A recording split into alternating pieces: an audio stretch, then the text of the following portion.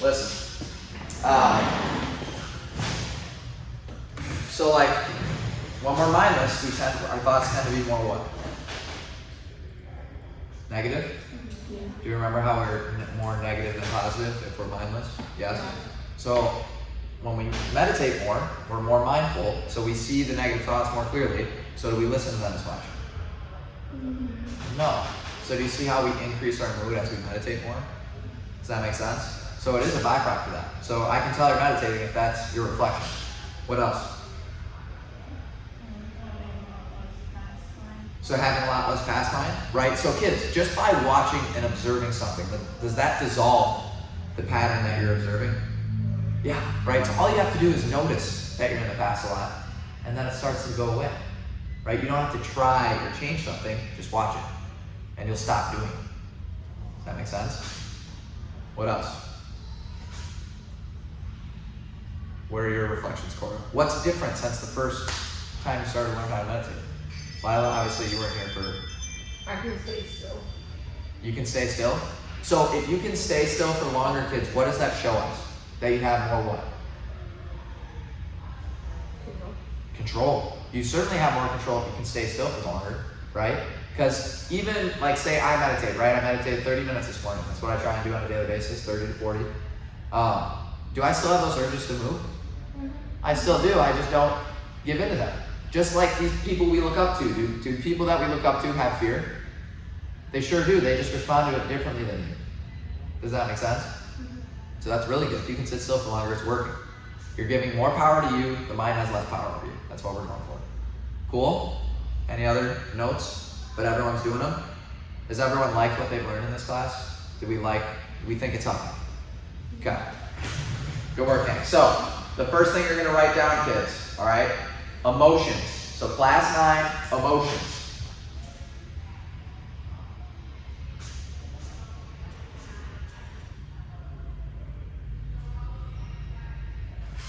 Okay.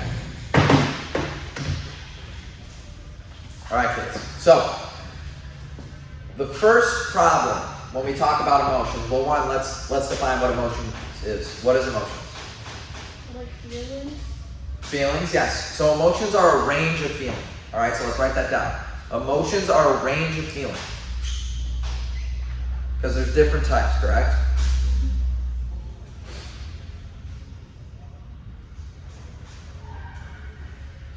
Okay. So, do emotions play a critical role in our mind and how we see things and perceive stuff? Very important. Okay, so that's what we're going to break down today and learn about most problems that people have with emotions and how we find solutions to that. The first problem with emotions, kids, eyes and ears, all right, is that most people, do we label emotions as good or bad? We do. When we label emotions as good or bad, does that mean we try and hold on to the good and push away the bad? This is the problem, okay? So write down problem number 1. We think there are good and bad emotions.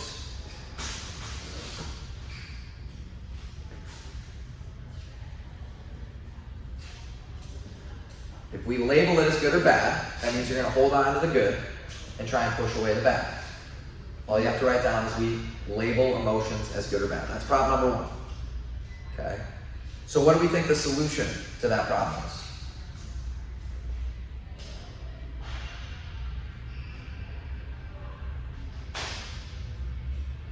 Any guesses? Remember mindfulness. What's a huge piece of the mindfulness butterfly?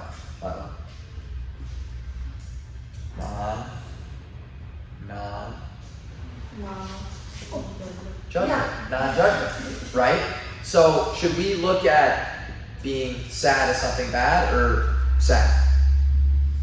You see it as it is, right? The emotions aren't good or bad, they're just a different type of feeling. Does that make sense? That'll help us get away from trying to hold on to things or push away from things.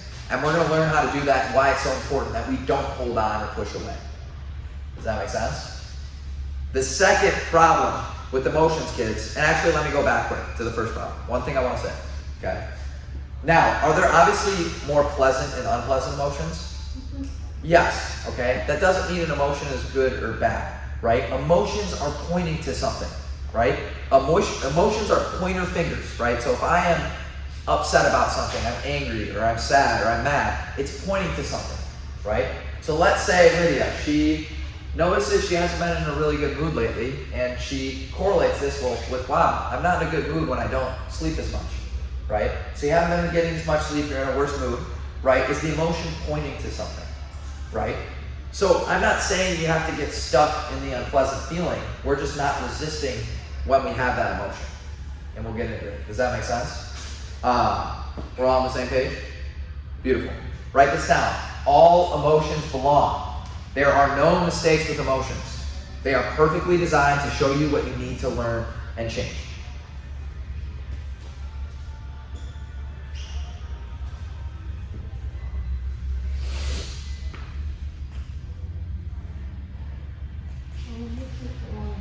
All emotions belong. There are no mistakes with emotions.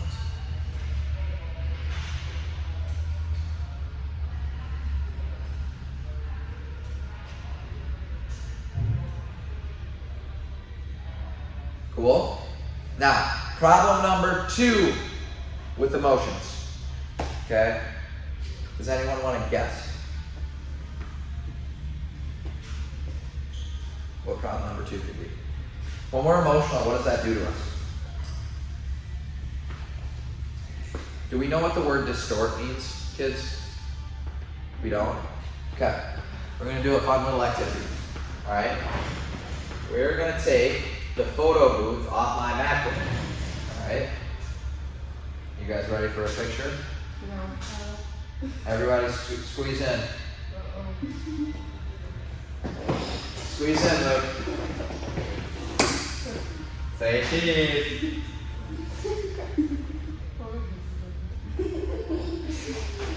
Okay. So obviously, is that what I look like in real life? No. Okay.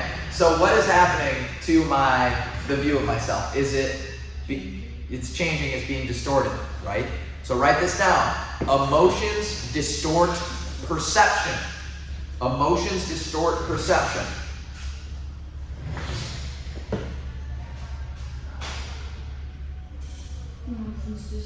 Perception. Okay. What is perception again?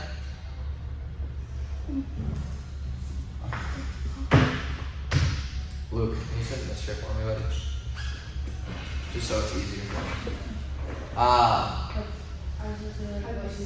The way we see something, right? Perceiving something, correct? Within our mind? Awesome. So emotions distort that perception. So does that make it harder to see clearly? Yeah. Yes. The goal of everything we've been learning, kids, is to see what? To see clearly, right? Because if I can see clearly, kids, with mindfulness, can I find the cause to my problem? Can I find solutions to things to help me design myself in the way I want to design myself? If I see clearly. Yes. Does that make sense? Understanding is everything we're looking for. That's going to bring us what we're all striving for at the end of the day. Cool? All right. So, write down at the top, under what you've written so far, flow. Okay? Flow. All right? What is flow, kids?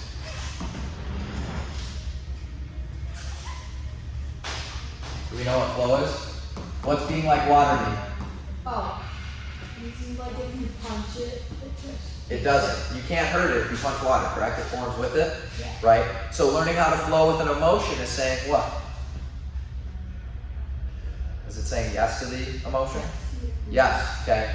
Most people, they label emotions good or bad. This is what we've learned, correct? So the good ones, do we hold on to? Yeah. And the bad ones, we do what? Push away. Is both holding on to good and pushing away bad the same form of resisting something? Yeah. Yes, right? You're resisting it because you want it to be different than it is. Does that make sense? Do we get what resistance is?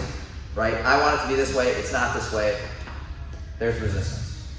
Okay? So, let's take an example. All right, these two circles represent us. This is who we are. Okay? This line represents energy or emotion flowing through us. Okay? So let's take an event. Let's take, anybody have an example of the last time they were upset about something, or maybe Sad about something? Tried to open gym last night and I kept missing layups. Okay, so we kept missing layups and that was very frustrating for us, correct? Okay, most kids in this state, when we're in a feeling that is uncomfortable for us and we don't like, do we try and push it away and avoid it as much as possible? Yeah. Yes, okay? An example of someone not flowing with that emotion, or saying yes to it, resists the emotion. They want it to be different than it is. Does that make sense? This creates a block in the space between us, right? So we learned about space and energy within the mind in class 5, right? Okay? When we resist something, this creates a block of our energy. So when the emotion tries to flow through us, what happens? It can't go through. It can't go through. It comes back, can't go through. Comes back, can't go through. So it gets stuck. So does it take longer for emotions to pass through us? Yes. Okay? Where someone who flows with the emotion, they say yes to it. They say, this is what I'm feeling. I'm not going to resist it. I'm going to let it be. I'm going to watch it and let it run its course. Does that make sense? So this is someone who's letting it be. And what is this person doing? They're not letting it be, right? Yes, they're resisting it. Does that make sense? So, most people, I'm sure you've seen people get stuck in ruts before, correct? Yes? Okay. So, an example of someone getting stuck in a rut, kids, so we go up and down with our emotions, and someone that gets stuck in a rut can get stuck in a similar feeling for a long period of time, correct? What is going on? Why are they getting stuck? Because they're not letting it go. They're not letting it flow. Yes, they're not letting it go and do what it's supposed to do. Does that make sense? So their energy looks like this. There's a block and it can't get through. So does it last for a long period of time? Right? So if we have an unpleasant emotion and we're resisting the unpleasant emotion, are we making it worse on ourselves? Yeah. You are making it last longer. You are putting yourself in more misery. Does that make sense? Yeah. Because can you learn from an unpleasant emotion if you're trying to avoid it? Yeah.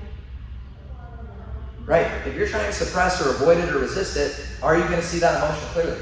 Oh, yeah. No. So can you learn from it? And what did I say unpleasant emotions are trying to show us? Is it pointing to something? It's saying, this is what I can do better, right? This is going to help me feel better more consistently instead of trying to resist the negative emotion, quote unquote, because we should label it that way. Does that make sense? Okay. Beautiful. Now, we're going to talk about the polarities of emotions. So like we learned, there's no good or bad, there's just differences, right? So normally, we have happy, and what's the opposite of happy? Sad. So they're polar, correct? Meaning polar opposites of each other on the end of the spectrum? Okay. So let's take happy, sad. They're not good or bad. Alright? If we resist feeling something, kids, it also means we resist feeling the opposite end of the spectrum. Okay, so what this means, let's say I start to feel a little sad and we start doing our resistance thing where we resist the feeling. We don't let it be its way, we don't learn from it, we don't try and show it. We don't try and learn what it's trying to show us. Are we on the same page? Okay. However far I let myself fully feel that emotion is what? The same height that you can feel the other emotion? Yeah. Okay. So kids, however much sadness you're willing to feel is how much happiness you're willing to feel, right?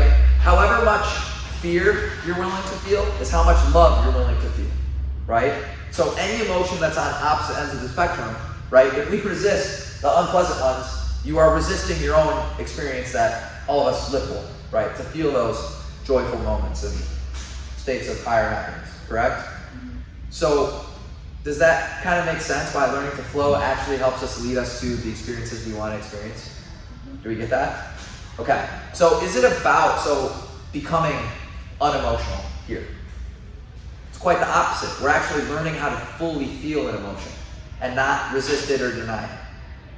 Are we kind of on that same page? Yeah. Yes. Okay. So let's write that down. We're not here to become unemotional. We're actually here to fully experience the emotion, to fully learn from it.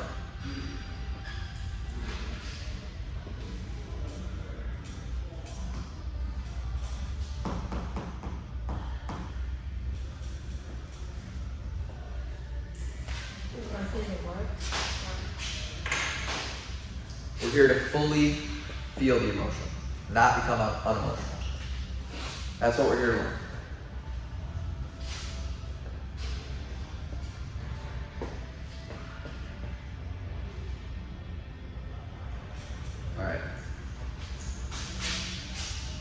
Give me 1 second, kids. I'm gonna go turn that music off.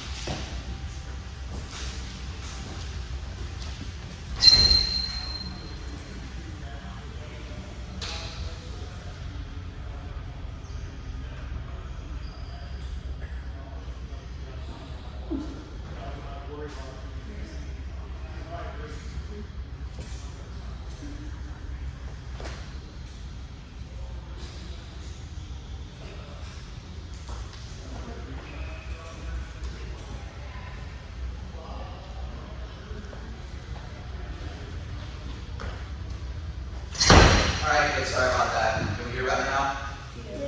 Okay. Listen up. Now, this is where it gets fun. Learning how to flow. So, we're going back to class number 5. This represents water, the top line. Okay? In class number 5, we drew a circle, and the circle is called what is. What is mean? Think about judgment and non-judgment. What is happening, right? Meaning not judging it, right? This is what is happening. I airball 3 times is not, I'm a bad shooter, I can't shoot, I should quit basketball. That's not what is mean. Does that make sense? Mm-hmm. So we have what is happening, and most of the time we have what is happening, and what do we do from the moment? We judge it, which means do we want it to be different? Yeah. So this line represents wanting. Are we starting to remember what this diagram represents? Okay. Wanting leads to what?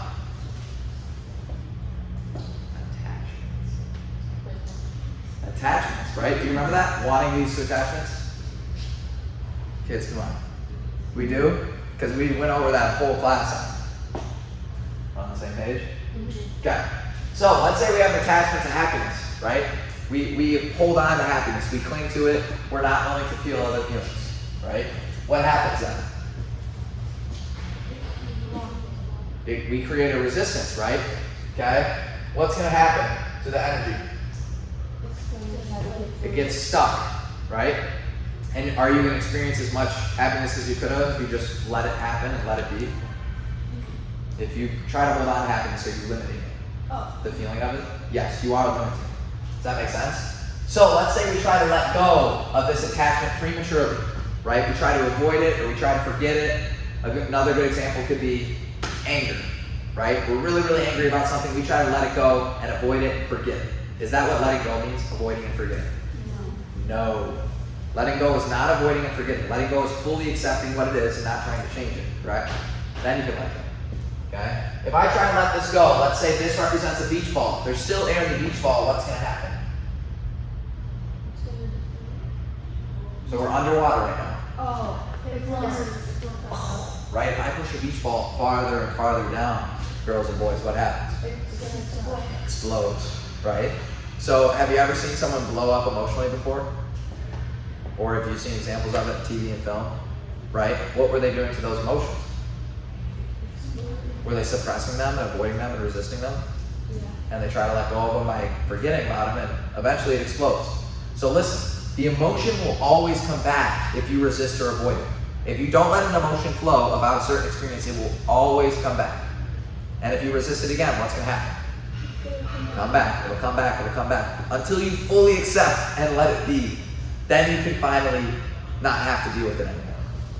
So say I fully flow with an attachment I have, and I let what is be, and I let it go, now what is this going to do?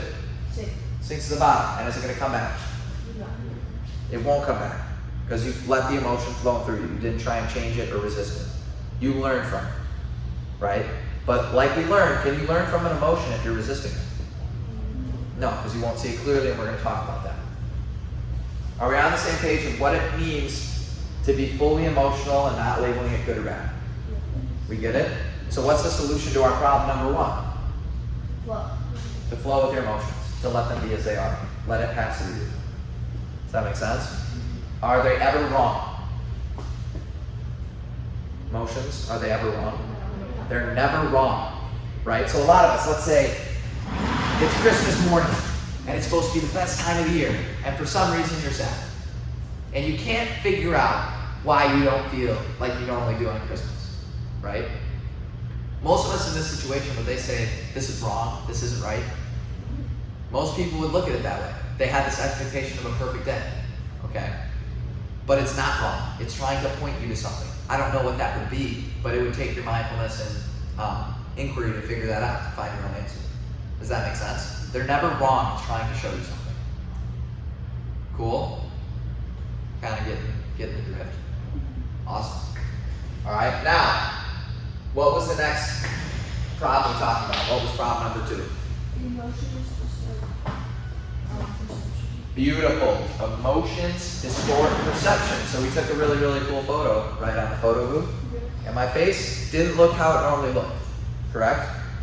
When we're emotional kids, this is what happens to us and how we see things. So are you seeing things clearly when we're emotional? Yeah.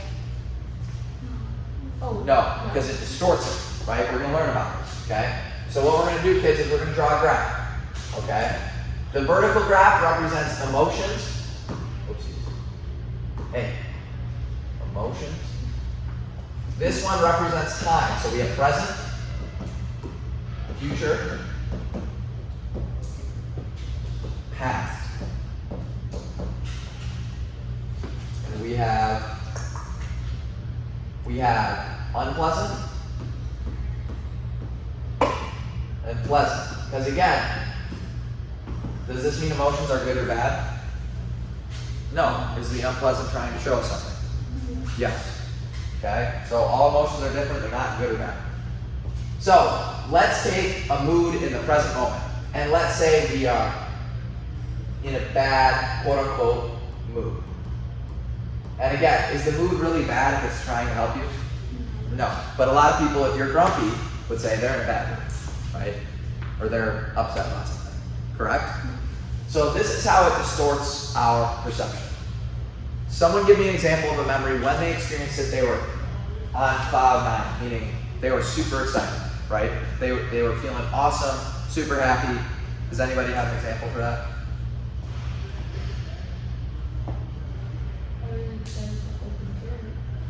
So you were really excited for open gym? And when you experienced it, was it super awesome? Okay, so Lydia had a great experience when it happened in the past of open gym. Okay. If I'm in the present moment now, Lydia, and you're in a bad mood, and you recall that exact same memory that happened when it was awesome, are you going to perceive it in the same way? Yeah. No. No. You're going to perceive it as worse than it actually was. Even though it's the same exact memory that you've recalled plenty of times before. Luke, what's something you imagine in the future and you're like, man, that was, when you're in a normal mood, you look into the future and like, that would be so awesome.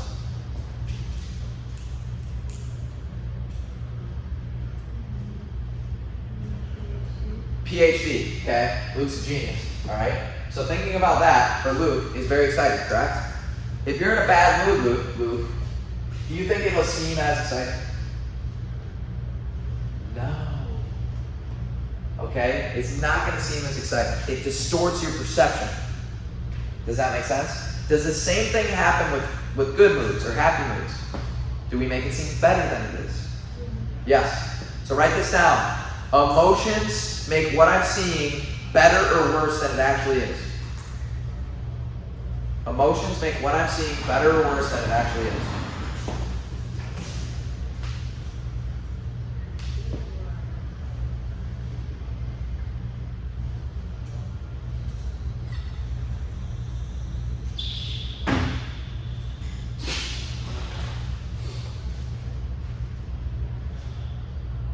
Is this a big problem, kids? Huge, because what's the goal of everything we're trying to do? Seeing clearly, right? Because if we don't see clearly, are we going to grow as fast as we could grow? No. Does that make sense? So do we have to be really, really, really careful when we're emotional? You got to even have even more mindfulness than normal when we're in an emotional state, because you're likely not seeing the moment how it is. Even in the present moment, if I'm in a bad mood, am I going to perceive more things that make me upset? Even though that in reality, is there anything really there to make me upset? No, right? Paranoia is a great example of distortion of perception. When we're paranoid, do we see things that aren't there? Because we're in that emotional state. Even though it's not there. Does that make sense?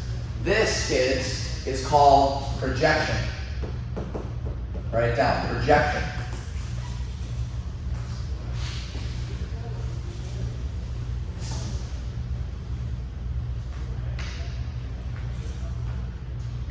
Okay. What does that mean to project?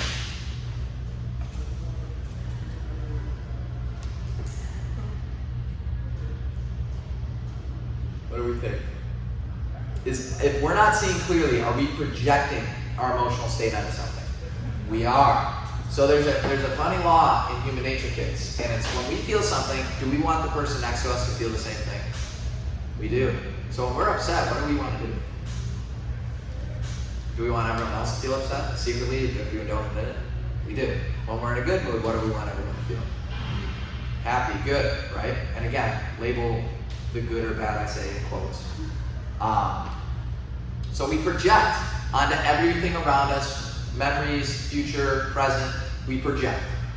If we're constantly projecting an emotional state, kids, are we kind of living in a dream world? We are, right? Have you kids watched The Matrix before? Okay, that's okay. But essentially, kids, if most people don't know about meditation or mindfulness or how to fall behind what you're experiencing and watch it, are most people in a dream world? And in a dream world, Luke, right, if we play a video game, kids, and we try and level up that character to the best of our ability, when we get out of the video game, okay, did any of that leveling up mean anything? It didn't mean anything, right? Because now you're in the real world, right? You're not playing the video game anymore, okay? So all your striving and all your success, if you do it in the dream world, right, or a perception that is not true, does any of it matter? No. So you see how mindfulness can be an absolute gold mine for growing? Because most people are what? Stuck in some sort of dream world or some sort of projection, or yes, in an imaginative state. Does that make sense? Where if we learn how to see clearly and be in clarity more often, you'll have a lot more power over your mind than other people. Do we get it? We do? Isn't that kind of weird? Isn't that crazy though? Most of the time we're in a projected state. We don't really see things clearly. That's why so many people see things so differently, because they're always projecting what they think, what they view onto what's going on. Cool? Alright. Great job, kids. Okay? Another example could be sunglasses, right? Is projecting kind of like having sunglasses on with a filter of what you're seeing? Yes. That's another good analogy. Why don't we write that down? Projecting can be like sunglasses. It's a filter of what I'm supposed to see.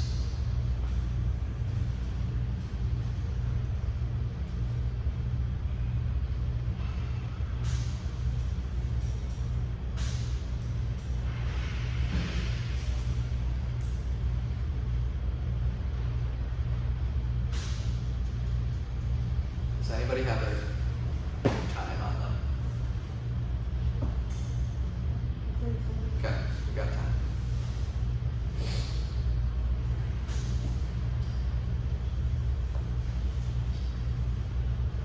We good? All right, kids. Now, we're going to talk about a few other things quick. What did you say? Good. Now, pain versus suffering, kids. I've talked about it in one other class. Do you remember the difference, pain versus suffering?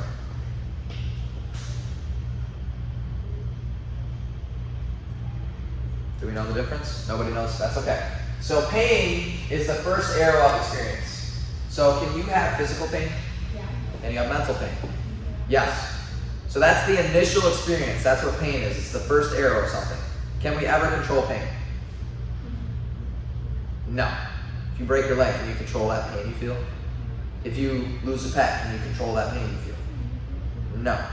Do you get how that's an example of mental pain? Okay. Suffering is the second arrow added on to the first painful experience, the initial experience. Now, is suffering necessary? So let's say we break our leg and we dwell on all the trials we missed or all the open gyms we missed or all. That's suffering, right? If you ruminate or overthink on what happened, the pain, then you're making yourself suffer. So if you ever have heard people use it like, I'm suffering a lot, who's the one making you suffer? You. No one else is responsible for the suffering, right? Other than yourself. Does that make sense? Because of the way you respond to the first painful experience. So there's two arrows. The first one, you can't control, right? It's pain, correct? The second one, we can control. And what arrow is that? Suffering. And we're going to get into how this ties into emotion, kids. The concept, right? We learn how to flow with emotions, right? So when there's pain, are we going to deny the pain? Or are we going to resist all the feelings that come with pain? No, just accept it, right? There's nothing you can do about it. You cannot control pain, right? But when we resist emotions, what happens? Suffering. And who's the one resisting the emotion? You. So you're responsible for that. Now, I'm not saying, are you going to be able to just wipe out your suffering now that you know that? No, it takes practice, right? But there's a lot of struggle in our life, kids, that we don't need to have mentally. We do that upon ourselves. And everything we've learned in this class is helping us strive towards less of it. Cool? On the same page? Now, how this all ties in with everything.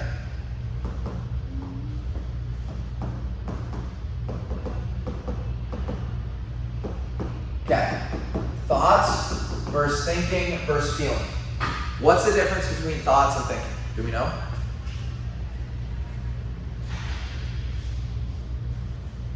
It's okay if we don't know.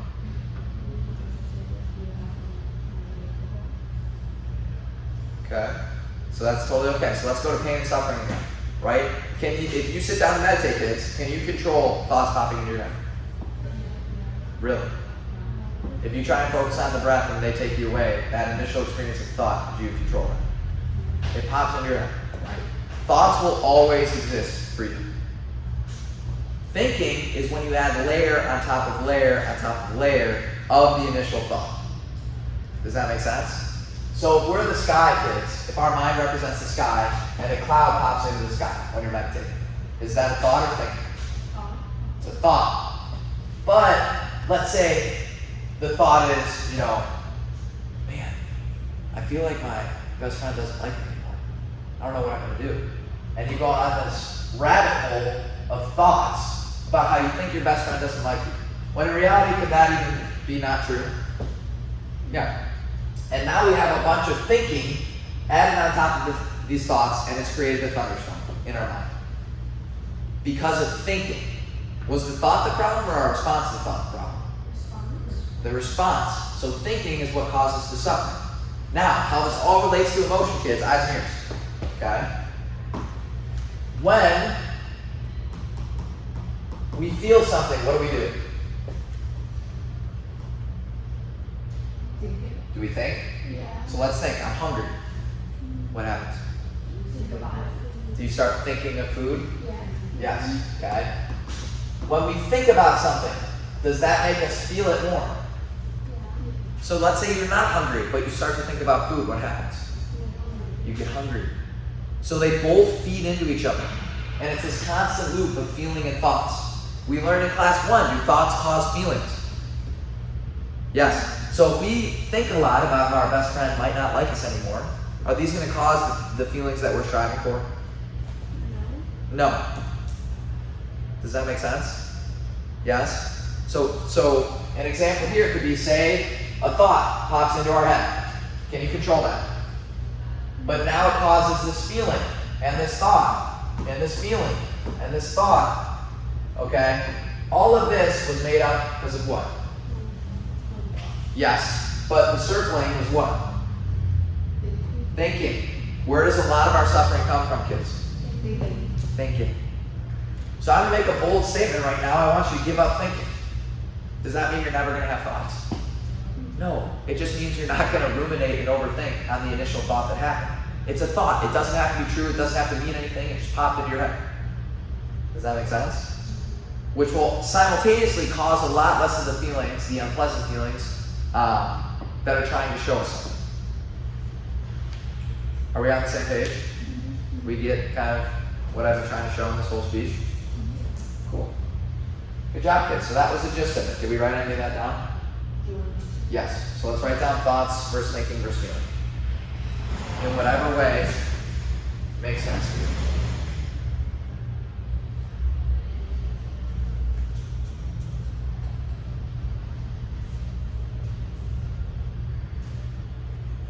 This photo is gonna go down in the record books, kids. Oh. Don't worry, I'll post it on social media. No. You don't want me to post an ugly picture of my face on social media.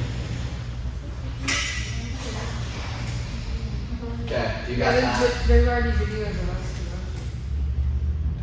Okay, kids, so how many minutes are we at? We have a minute to our meditation. I think 12. What do you got? I don't even know. What were you at last time? I think we have 6.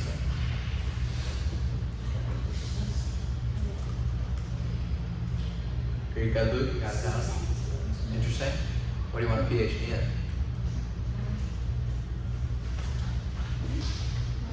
Maybe one day. Psychology, that's my major. Maybe we'll go to school together when we get old enough. Okay, I'm sure you're probably at 9 minutes. Something like that. Okay, we'll do 9. You guys, girls are at 12. You're at 12. Okay, we're going back to sitting. Okay. Yeah, it's gonna be tough. 12 minutes. Wait, we have to do that now? No, we're gonna go. What time? We have 5 minutes. Okay, we're gonna go for 4 minutes now. So that means you only 8 the rest of the day. Otherwise, it's gonna be 12 minutes. Is that a lot? It is a lot for you, but is it just 1 more minute than what you were doing? Okay. Right? You're at 11? Yeah, okay. Now, the reason we're going back to full 12 minutes is because I know it's going to be a challenge now to sit still for that long and to watch your thoughts for that long. Does that represent how much power over the mind you have? Yes. And we will get into other meditations, kids. It's just, this is the foundation. And like you said, Lydia, there's a lot of things that are byproducts of it, like feeling better consistently. Cool? Do we think we can do it? Are there any questions? Now, the thing that's going to change about this meditation, if you want to challenge yourself, get rid of the cues of in and out. If you stop the cues of in and out, meaning you just focus on the feeling of the breath, is it probably going to be a lot harder to stay on it? It will. But is that good to challenge yourself and get lost more? Right? Because imagine if you can reset yourself in the moment without having to say anything. You can just turn it on with feeling. Is that powerful? Yes. That makes sense? Questions? All right.